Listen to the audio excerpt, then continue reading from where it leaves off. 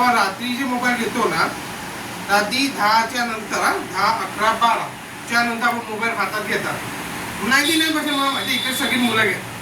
आता इथे ॲक्सेप्ट करणारी नाही आहेत पण घेतात.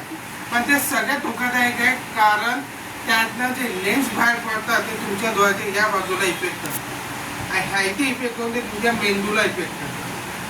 कधी बघा तुम्हाला डोक्यात कधी असं गेलं की डोळ्यातून धुसरपणा येतो किंवा आपल्याला थोडंसं बधीर झाल्यासारखं वाटतं, थोडंसं की आपण जेव्हा आपल्याला काहीतरी असं होतं की आपण तिथे स्तब्ध होत असेलच. ह्या गोष्टी होतात पण आपल्याला कळत नाही. या गोष्टी तुम्हाला इफेक्ट देतात, तुमच्या डोळ्यामध्ये तुमच्या मेंदूला चालना द्यायची जी प्रक्रिया आहे ती बंद करा.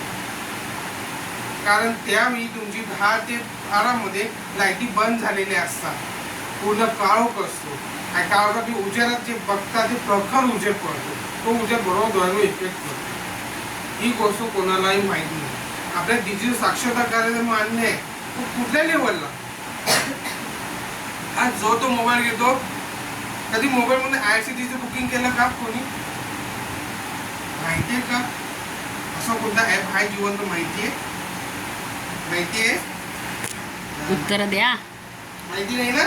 आहे की नाही का सांगा. नाही माहिती.